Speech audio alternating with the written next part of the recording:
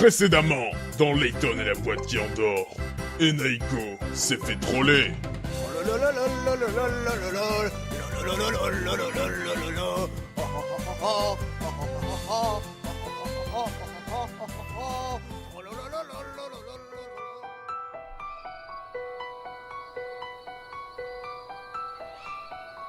Alors, professeur, vous allez répondre oui? Eh bien, c'est le nuage, car l'homme a peur de sa colère, l'orage, la terre aime leurs larmes, la pluie, et il règne éphémèrement au-dessus des cieux. C'est tout à fait ça. Hey, vous! Eh mais, Joseph, mais qu'est-ce qui vous amène à la sortie de la ville? Vous êtes un déserteur, vous aussi, hein? C'est ça? Hein? Ah mais non, je m'inquiétais pour vous deux. Je vous ai espionné depuis que j'ai réparé votre appareil photo. Oui, mais enfin, quel appareil photo? Celui-ci. Ah, je vois plus rien, je suis aveugle.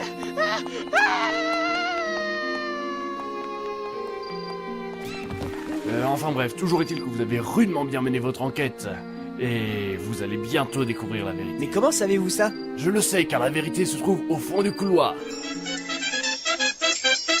Non mais arrêtez, on est à l'entrée d'une forêt, pas dans un immeuble. Ah oui, c'est vrai. Toujours est-il que je voulais vous dire pourquoi mes photos vous intriguaient. Je les ai toutes prises, même celles de la gare. Vous devez être au courant maintenant que Folsens est une ville maudite. Et à tel point que seuls quelques élus peuvent entrer ou sortir de la ville. Oui, effectivement, dans le journal du mineur, elle a été décrite comme maudite. Cela semble peut-être terrible qu'on qualifie une ville à ce point, mais cela résume parfaitement son passé. Cette malédiction est sûrement le prix à payer pour les erreurs de goût que nous avons commis dans le passé. Toutefois, cela semble passer au fil du temps, comme si on décuvait d'une soirée bien arrosée.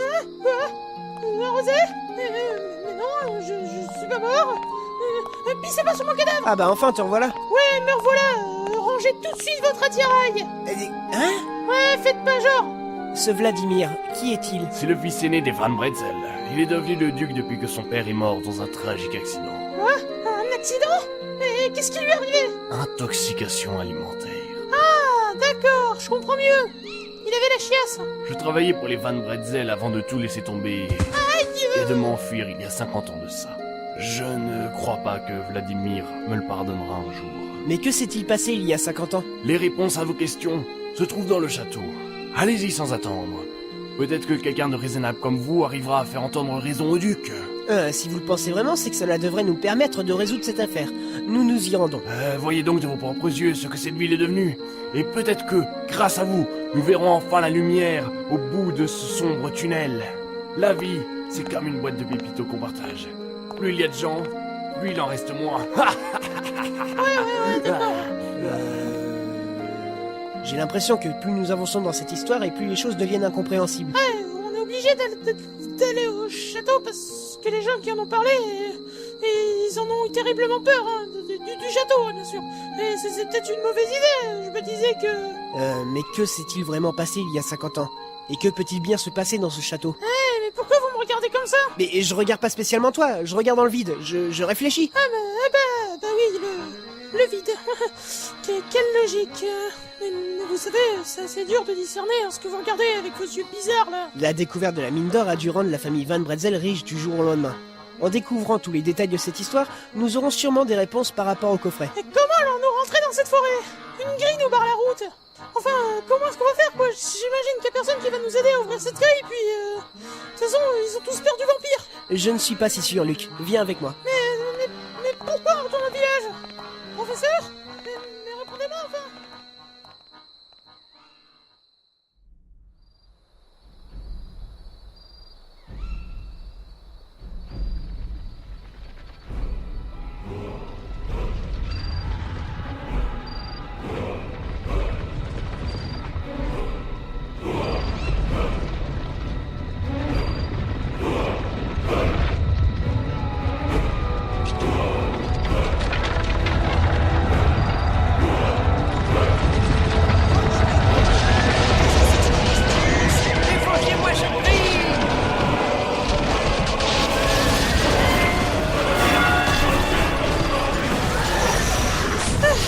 C'est une idée formidable que vous avez eue de monter tous les villageois de Grandstone contre le vampire.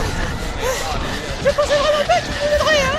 Moi non plus, je pensais pas qu'ils nous aideraient, mais en leur disant qu'ils auraient tout leur les Van Bretzel, ils ont tout d'un coup changé d'avis, c'est quand même incroyable. Ouais. Eh mais non, l'argent il était sur moi.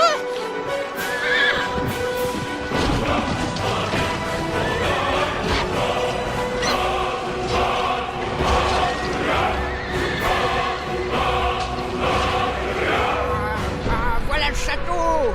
Nom de Dieu de bordel de merde! Regardez donc en haut de ce château!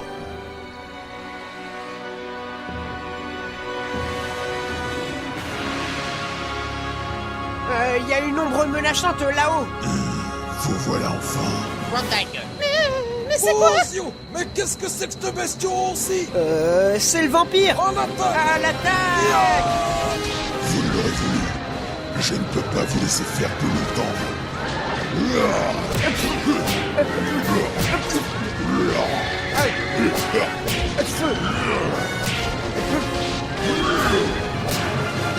Ah, fuyons. Il est trop fort pour nous.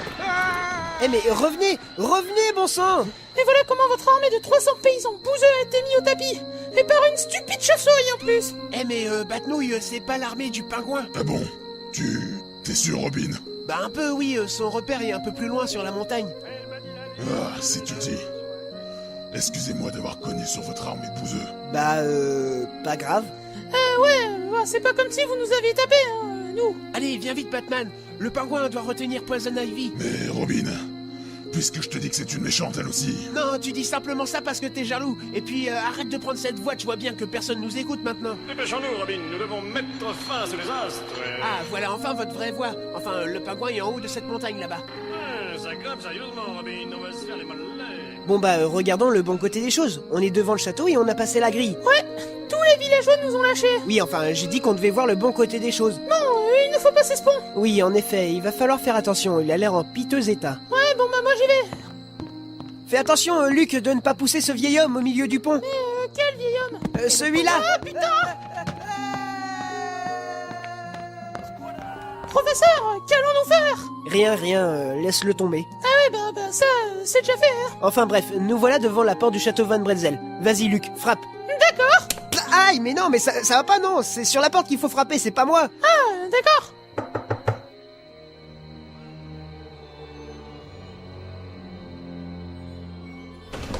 Bienvenue. Désolé de vous importuner, mais nous enquêtons sur cette boîte, la boîte qui endort. Il semble que l'emblème qui orne son couvercle soit lié de près ou de loin à votre famille. Accepteriez-vous de répondre à quelques questions? Non. Bon, voilà, on a fait tout ce chemin pour rien. On peut repartir, hein.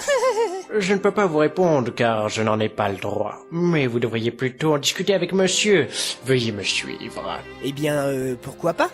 Mais non, enfin...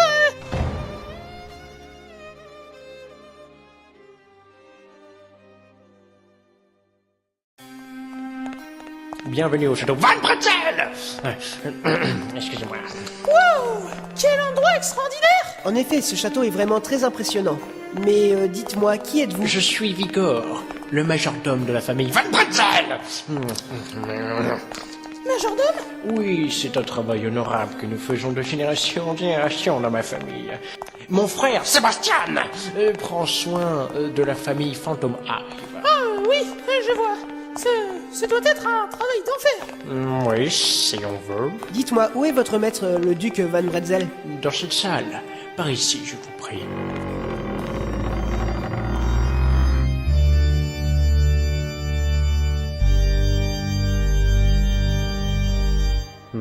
Bonsoir. Soyez les bienvenus. Vous êtes?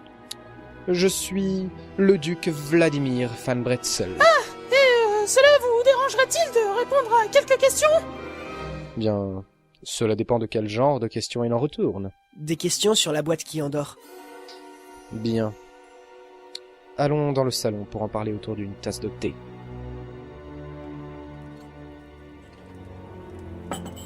Donc vous affirmez que les gens ont peur d'ouvrir le coffret, parce qu'ils s'imaginent que quiconque ose l'ouvrir est condamné.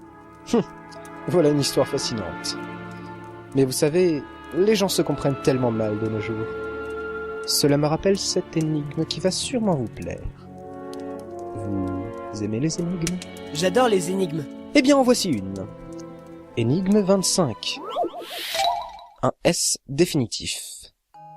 Quand j'ai 2 S, on peut me manger. Mais avec un seul, c'est très déconseillé. Qui suis-je? Eh bien, c'est assez simple, c'est le poisson, qui devient poison si on lui retire un S. Voyons si ma théorie est la bonne. C'est tout à fait cela. Vous voulez du sucre dans votre thé? Non, merci, ça ira. Il est pas frais, mon sucre! Excusez-moi. Je m'emporte tout le temps pour des petites choses. Moi j'en veux bien, si vous voulez. Le motif qui orne le coffret semble avoir un rapport avec votre famille. Pourriez-vous nous en dire un peu plus à ce sujet? Ce coffret appartenait bien à ma famille, mais je m'en suis séparé il y a des années. Il y a une 50aine d'années de ça. De plus, cet emblème dont vous parlez est un peu trop fantasque à mon goût. Pour ma part, je le trouve tout à fait remarquable. Et moi, je le trouve plutôt moche en fait. Eh bien, soit. Chacun ses goûts, comme dirait l'autre. Professeur, je suis convaincu qu'il nous cache quelque chose. C'est possible, Luc, mais nous n'en savons rien. Qu'est-ce que c'était? Ah, ça, c'est rien. C'est Vigor qui s'occupe des rats avec le fusil de chasse de mon père. Vigor? Oui, il n'y a pas plus fort. Bien, je crois que tout est dit. En tous les cas, j'ai apprécié votre compagnie. Je crois savoir que vous venez de loin. Soyez donc mes hôtes cette nuit. Ouais, c'est bien gentil, hein, nous, mais on doit repartir parce que... Vigor! Préparez donc une chambre pour nos 2 invités. Tout de suite, monsieur. Cela tombe très bien, à vrai dire, car j'ai enlevé tous les cadavres et les rats qu'il y avait dans la chambre des invités. Eh ben... merde.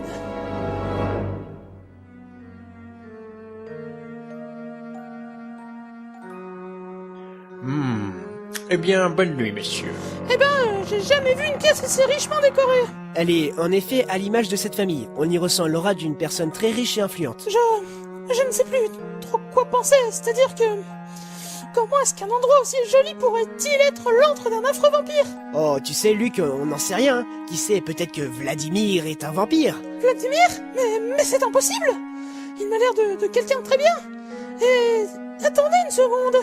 Je pensais que vous ne croyiez pas aux vampires. Attends, vous me faites marcher, là. Pourtant, maintenant que vous le dites, c'est vrai qu'on dirait qu'il se passe quelque chose d'étrange. Tu as remarqué, toi aussi? Vous vous rappelez ce portrait que l'on a vu au musée avec les gueules d'endive? Eh ben, Vladimir apparaissait dessus, non? Aux côtés de son père et de Belorgan. Oui, je m'en rappelle. Bah, le problème, c'est que même si ce portrait était peint il y a 50 ans, le Vladimir d'aujourd'hui, il a toujours la même gueule d'endive. Vladimir d'aujourd'hui, il me semble pas plus vieux.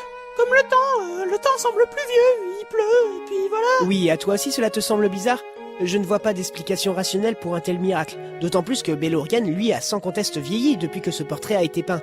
Par ailleurs, je crois que Vladimir et son château ont encore des choses à nous révéler. Il faut toujours se fier à votre intuition, professeur. Il est vrai qu'il est parfois très utile de suivre mon intuition. Pourquoi ne pas commencer notre enquête par cette pièce, Luc? J'attendais justement que vous me le proposiez. J'ai pris mon couteau suisse. Saccageons tout sans plus attendre. C'est bien, Luc. Je te regarde travailler comme il se doit, comme un vrai gentleman. Eh mais, regarde-moi ce tableau. Ce tableau? Mais quel tableau? Celui-ci, c'est vraiment un tableau splendide. Mais dis-moi, Luc, ces 2 personnes ne te semblent pas familières? C'est Katia et Vladimir. En train de danser dans un bal. Enfin, j'en crois. En tout cas, ça y ressemble. Peut-être que ce sont mes yeux qui me jouent des tours.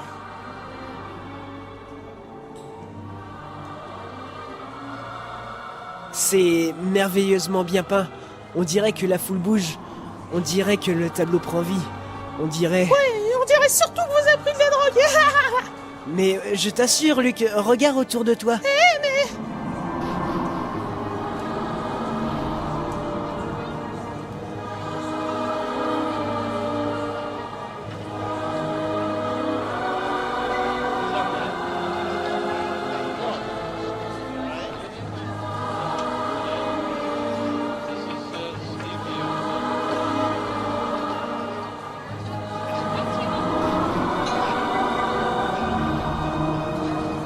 Bonsoir, voulez-vous bien être mon cavalier, jeune homme? Mais non, je veux pas, moi.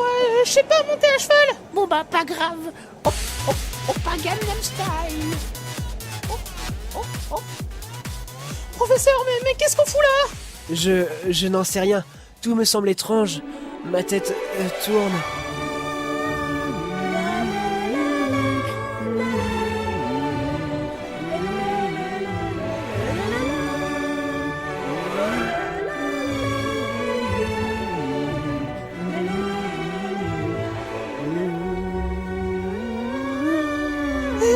Professeur, est-ce que c'est Katia?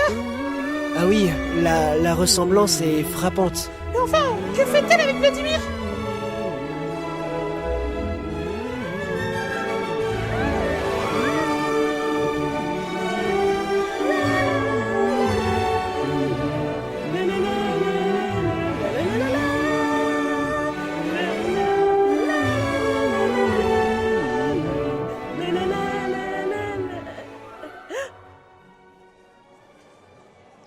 N'ayez crainte, ma douce.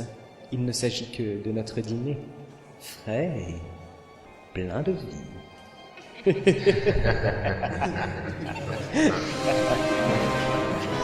Oh putain!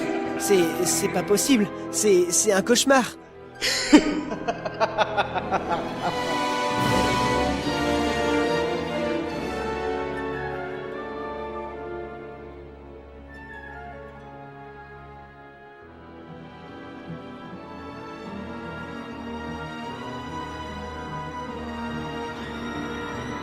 Rêviez-vous, vous deux? Il y a bien longtemps que je n'avais été aussi appétissant. Vladimir, mais enfin, à quoi jouez-vous? Mais pourquoi nous avoir attachés? Je le savais depuis le début! Vous êtes un vampire! Si tu le savais, jeune imbécile, tu aurais mieux fait de ne pas t'aventurer ici, non? Malheureusement, il est trop tard pour les regrets. Je vais m'occuper des légumes qui vont vous accompagner. Je vais prendre quelques pommes de terre de ce sac et aller les éplucher. Après, je m'occuperai de vous deux. Avant que je parte, vous avez des questions? Oui, j'ai une question. Pourquoi un gynécologue marseillais? Pourquoi un gynécologue marseillais? Voilà qui est fait. Mon Dieu, mais alors vous êtes un vampire qui tue les gens? Oui, et alors? Mais alors, s'il tue des gens, cela veut dire qu'ils sont morts? Ah, quelle déduction remarquable, Luc. Non, mais sérieusement, avouez qu'il était pénible, lui, avec sa question. J'ai peut-être gâché la seule balle que j'avais dans ce mini-pistolet, mais au moins ça valait le coup. Bref, vous deux, en attendant, faites-vous la conversation, c'est le moment ou jamais de vous dire adieu.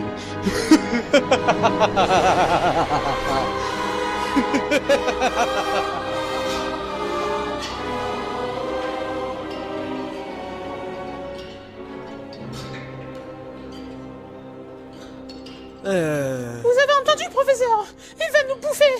Il va faire de nous son dîner! Et tout ça, c'est de votre faute! J'aurais jamais dû vous suivre dans cette aventure de merde! Bon, Luc, arrête de paniquer. Ouais, facile à dire! J'ai jamais eu d'occasion pour le faire! Vous me foutiez toujours des baffes avant que j'aille accoster une gentille Laëlie! D'ailleurs, en parlant de ça, Aïe! c'est pas le moment de penser à ça, je te demande de rester calme. Mais c'est pas la peine de me foutre un coup de pied! Ne t'en fais pas, Luc. Vladimir nous a très mal ligotés. Nous allons pouvoir nous échapper facilement. Vous en êtes sûr? C'est pas que je vous fais pas confiance, mais voilà quoi! Oui, d'ailleurs, ça me fait penser à une énigme. Mais non, c'est pas le moment quoi! Énigme 26. Prendre tous les risques. Un messager du roi traverse dans une course urgente la campagne à grand galop, sans aucune lanterne pour éclairer son chemin. La lune n'est pas non plus visible. Soudain, un tronc complètement noir calciné, abattu la veille par la foudre, barre sa route, mais le messager le voit et l'évite facilement. Comment cela peut-il être possible? Mais qu'est-ce que j'en sais, putain de bordel de merde! On a plus urgent à faire là! Non, c'est pas la réponse à l'énigme. Ah, mais je vous emmerde! Non, c'est pas la réponse à l'énigme. Eh, vous me prenez pour MacGyver ou quoi? Je peux pas réfléchir et me détacher en même temps! Non, c'est pas ça. Non, Alors je suis désolé, mais vous allez vous faire foutre! non, c'est pas ça.